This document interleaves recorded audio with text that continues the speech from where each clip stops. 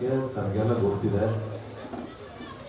ಪ್ರತಿ ಸರ್ತಿ ಸ್ವಲ್ಪ ಹೆಚ್ಚಿಗೆ ಮಳೆ ಬಂದ ಕೂಡಲೇ ಆ ಕಡೆಯಿಂದ ಬರ್ತಕ್ಕಂಥದ್ದು ಮಲ್ಲೇಶ್ವರದಿಂದ ಬರೋ ನೀರು, ಸಂಗಿ ಟ್ಯಾಂಕಿಂದ ಬರೋ ನೀರು, ಈ ಕಡೆ ಉದ್ಭವತಿಯಿಂದ ಬರೋ ನೀರು ಎಲ್ಲ ಸೇರಿ ಈ ರೋಡ್ ತುಂಬ ನೀರಿರೋದು ಮತ್ತೆ ಗಾಳಿ ಆಂಜನೇಯನಿಗೆ ನೀರು ತುಂಬಿಕೊಳ್ಳೋದು.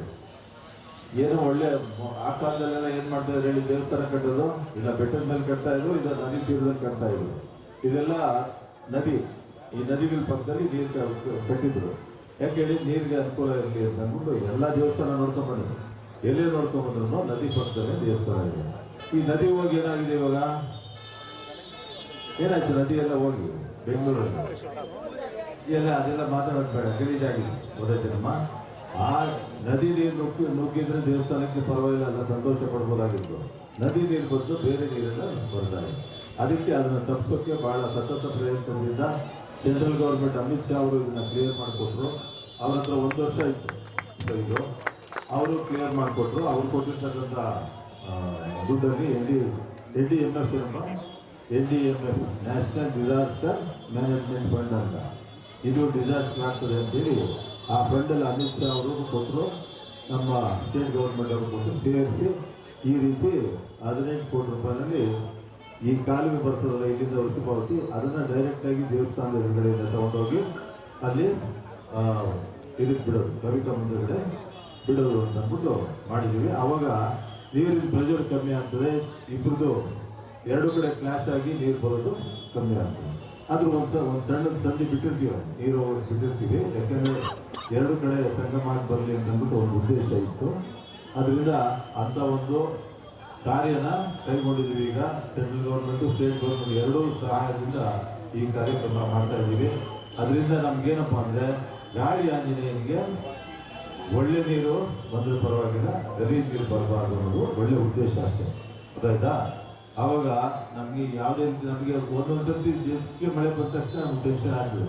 ಮನೆ ಅಲ್ಲೂ ಒಳಗಡೆ ಜನಕ್ಕೆಲ್ಲ ಕಳಿಸಿ ಪಂಪ್ ಇಟ್ಟು ನೀರು ಹಾಕಿ ತರಬೇಕು, ಇವೆಲ್ಲ ಎಲ್ಲೋ ಕೂಡ ಅವಾಗ ಎಷ್ಟು ಬೇಜಾರಾಗ್ತದೆ. ಪಾಪ ಎಲ್ಲ ಕ್ಲೀನ್ ಮಾಡಬೇಕು. ಇವರು ಆಂಜನೇಯನಿಗೆ ಗಲೀಜಾಯ್ತು ಅಂದರೆ ಹೆಂಗೆ ಅಂತ ಒಂದು ಬೇಜಾರಿತ್ತು.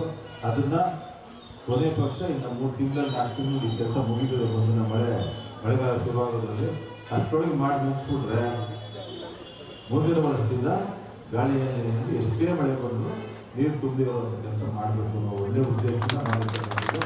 ಗಾಳಿ ಆಂಜನೇಯ ಅದಕ್ಕೆ ಆಶೀರ್ವಾದ ಮಾಡ್ತಾನೆ ಅಂತ, ಒಳ್ಳೆ ಬೇಗ ಕೆಲಸ ಮುಗಿಯೋದಕ್ಕೆ ಆಶೀರ್ವಾದ ಮಾಡ್ತಾನೆ ಅಂತ ನಾನು ತಿಳ್ಕೊಂಡಿದ್ದೀನಿ. ಈ ಕಾರ್ಯಕ್ರಮದಲ್ಲಿ ಭಾಗವಹಿಸಿರ್ತಕ್ಕಂಥ ಪ್ರಿಯಾ ಕೃಷ್ಣ ಅವರಿರ್ಬೋದು, ಇದಕ್ಕೆ ಮೇಯ್ನು ಪ್ರದೀಪ್ ಕೃಷ್ಣಪ್ಪ ಅವರು ಭಾಳ ವರ್ಷದಿಂದ ಇದು ಐಡಿಯಾ ಕೊಡ್ತಾ ಇದ್ರು. ಅವರು ಮತ್ತು ನಮ್ಮ ಸ್ಟೇಜ್ ಬಂದಿರ್ತಕ್ಕಂಥ ಮಣಿಯವರು ಮತ್ತು ರಾಮಾನುಜಾಚಾರ್ಯರು ಎಲ್ಲ, ರಾಮಾನುಜಾಚಾರ್ಯರಂತೂ ಭಾಳ ಸಂತೋಷ ಆಗಿದೆ ಅವರು ಕೆಲವೊಬ್ಬರು.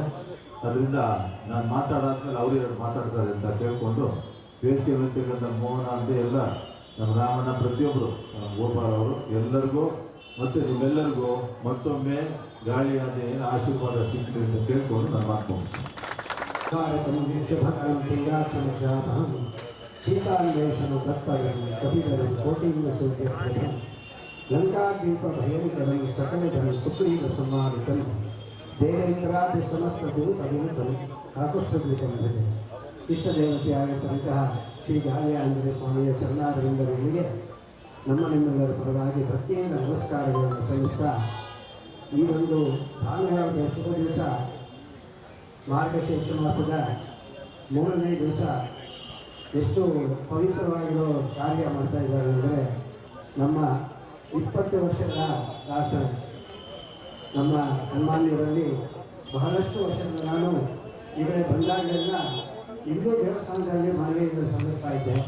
ಹಾಗೆ ಅವರ ಮನೆಗೆ ಹೋದಾಗ ಪ್ರತಿ ಸಾರಿಯೂ ಸಹ ನನ್ನ ಪ್ರಾರ್ಥನೆಯನ್ನು ಸಲ್ಲಿಸ್ತಾ ಇದ್ದೆ. ಯಾಕೆ ಅಂತ ಹೇಳಿದರೆ 25 ವರ್ಷಗಳ ಹಿಂದೆ ನಮ್ಮ ದೇವರಿಗೆ ಯಾವುದೇ ರೀತಿಯ ನೀರು ಬರ್ತಾ ಇರಲಿಲ್ಲ. 25 ವರ್ಷಗಳಿಂದ ಈ ಕಡೆ ಆ ನೀರು ಬರೋದಕ್ಕೆ, ಆ ಗಲೀಜು ನೀರು ಬಂದಾಗಿಂದ ಮನಸ್ಸಿಗೆ ಬೇಸರ ಆಗ್ತಾ ಇತ್ತು. ಹಾಗಾಗಿ ನಮ್ಮ ವಿಶ್ವಪ್ಪನವರಿಗೆ ನಾನು ಪದೇ ತೊಂದರೆ ಕೊಡ್ತಾ ಇದ್ದೆ. ಯಾಕೆ ಅಂತ ಹೇಳಿದ್ರೆ, ಅವ್ರ ಮನಸ್ಸು ಮಾಡಿದ್ರೆ ಖಂಡಿತ ಈ ಕೆಲಸ ಆಗುತ್ತೆ ಅಂತ ಗೊತ್ತಿತ್ತು. ನಾನು ಹೋದಾಗೆಲ್ಲ ಅವ್ರನ್ನ ಕೇಳಿದಾಗ ಆಗಲಿ ಮಾಡ್ಕೊಡ್ತೀನಿ, ಸ್ವಲ್ಪ ತೊಂದರೆ ಆಗುತ್ತೆ ಆಗ್ತಾ ಇದೆ, ಅದಕ್ಕೋಸ್ಕರ ಮುಂದಿನ ದಿವಸಗಳಲ್ಲಿ ಮಾಡ್ಕೊಡ್ತೀವಿ ಅಂತ ಹೇಳಿದ್ವು. ನಿನ್ನೆ ಈ ವಿಚಾರ ಗೊತ್ತಾದಾಗ ನಾನು ಮೊದಲು ಆಂಜನೇಯನಿಗೆ ನಮ್ಮ ಕೃಷ್ಣಪ್ಪನವರ ಪರವಾಗಿ ಮತ್ತು ವಿಜಯಕೃಷ್ಣವರ ಪರವಾಗಿ ಧನ್ಯವಾದಗಳನ್ನು ಸಮರ್ಪಣೆ ಮಾಡಿದ ಅತ್ಯಂತ ನಮಸ್ಕಾರ ಮಾಡಿದೆ. ಯಾಕೆಂತ ಹೇಳಿದ್ರೆ ಸಾಮಾನ್ಯವಾಗಿ ದೇವರ ಕಾರ್ಯಗಳನ್ನು ಮಾಡಬೇಕಾದ್ರೆ ಸಂಸ್ಕಾರ ಇರ್ತಕ್ಕಂಥವ್ರಿಗೆ ಅನುಕೂಲ ಮಾಡ್ಕೊಳ್ತಕ್ಕಂಥದ್ದು. ಆ ರೀತಿಯಾಗಿ ಅವರು ಮತ್ತು ಅವರ ಪುತ್ರರತ್ನ ಇದ್ದಾರೆ. ಗೋವಿಂದರಾಜ ನಗರದ ಶಾಸಕರಾಗಿರ್ತಕ್ಕಂತಹ ಸನ್ಮಾನ್ಯ ಶ್ರೀ ಶ್ರೀಕೃಷ್ಣ ಅವರು, ಅವರಿಗೂ ನಮ್ಮ ಆಂಜನೇಯನ ಮೇಲೆ ಬಹಳ ಗೌರವ ಭಕ್ತಿ. ಈ ಕಡೆ ಬಂದಾಗಲಿಂದ ಆ ದೇವರನ್ನ ದರ್ಶನ ಮಾಡಿದ್ರೆ ಹೋಗೋದಿಲ್ಲ. ಆ ರೀತಿಯಾಗಿ ಒಳ್ಳೆಯ ಸಂಸ್ಕಾರವನ್ನು ಕೊಟ್ಟು ಬೆಳೆಸಿದ್ದಾರೆ ನಮ್ಮ ಕೃಷ್ಣಪ್ಪನವರು. ಅದೇ ರೀತಿಯಾಗಿ ಅವರು ಮತ್ತೊಬ್ಬ ಪುತ್ರರತ್ನ ಪ್ರದೀಪ ಕೃಷ್ಣ ಅವರು ಸಹ ಈ ಒಂದು ಕಾಯಕದಲ್ಲೇ ತೊಡಗಿದ್ದಾರೆ. ಅವರಿಗೆ ನಮಗೆ ಸಹಾಯವನ್ನು ಮಾಡೋದಕ್ಕೆ ಯಾವಾಗಲೂ ಯೋಚನೆ ಮಾಡ್ತಾ ಇರ್ತಾರೆ. ಇಂಥ ಒಂದು ಸಂದರ್ಭದಲ್ಲಿ ಈ ಆಂಜನೇಯನಿಗೆ ಆ ಒಂದು ಕಲ್ಮಶವಾದ ನೀರು ತಾಗದೇ ಇರೋದಕ್ಕೆ ಇವತ್ತು ಒಳ್ಳೆಯ ಸಂಕಲ್ಪವನ್ನು ಮಾಡಿ ಈ ಒಂದು ಕಾರ್ಯವನ್ನು ಹಿಡಿದಿದ್ದಾರೆ. ಅದಕ್ಕೆ ಆ ಭಗವಂತ ಯಾವುದೇ ರೀತಿಯಾದ ತೊಂದರೆ ಕೊಡದಿರ ನಿರ್ವಿಘ್ನವಾಗಿ ನಡೆಸಿಕೊಡ್ತಾನೆ. ಹಾಗಾಗಿ ಆ ಒಂದು ಸಂದರ್ಭದಲ್ಲಿ ಆ ಆಂಜನೇಯ ಸ್ವಾಮಿಯ ಆಶೀರ್ವಾದ ನಮ್ಮ ಸನ್ಮಾನ್ಯ ಕೃಷ್ಣಪ್ಪನವರ ಮೇಲೆ ಮತ್ತು ಪ್ರಿಯಾಕೃಷ್ಣನವರ ಮೇಲೆ ಈ ನಮ್ಮ ಭಾಗದ ಗ್ರಾಮಸ್ಥರು ಏನಿದ್ದಾರೆ ಅವರಿಗೆಲ್ಲ ಈ ಒಂದು ಮನಸ್ಸಿನಲ್ಲಿ ಬೇಸರ ಇತ್ತು. ಪ್ರತಿ ಸರಿ ಮಳೆ ಬಂದಾಗ ನನಗೆ ಕರೆ ಮಾಡಿ ಕೇಳೋರು, ಏನು ದೇವಸ್ಥಾನಕ್ಕೆ ನೀರು ಬಂದಿದ್ಯಾ ಅಂತ. ನಾನು ಮೊದಲು ನೀರು ಬಂದಾಗ ಮೊದಲು ಪ್ರಾರ್ಥನೆ ಮಾಡ್ತಾ ಇದ್ದಿದ್ದೆ ಕೃಷ್ಣಪ್ಪ ಅವರನ್ನ. ಪಾಪ ಅವರು ಎಲ್ಲರನ್ನು ಕಳಿಸಿ ಆ ನೀರು ತೆಗೆಯೋದಕ್ಕೆ ಅವರು ಸಹ ನಮಗೆ ಸಹಕಾರವನ್ನು ಕೊಡ್ತಾ ಇದ್ದರು. ಇಂಥ ಒಂದು ಸಂದರ್ಭದಲ್ಲಿ ಶಾಶ್ವತವಾದ ಈ ಪರಿಹಾರ ಏನಿದೆ ಇದು ನಮಗೆ ಅಲತಲ್ಲಾಂತರದಿಂದ ಮುಂದೆ ನಿಂತಕ್ಕಂಥ ಒಂದು ಕಾರ್ಯ.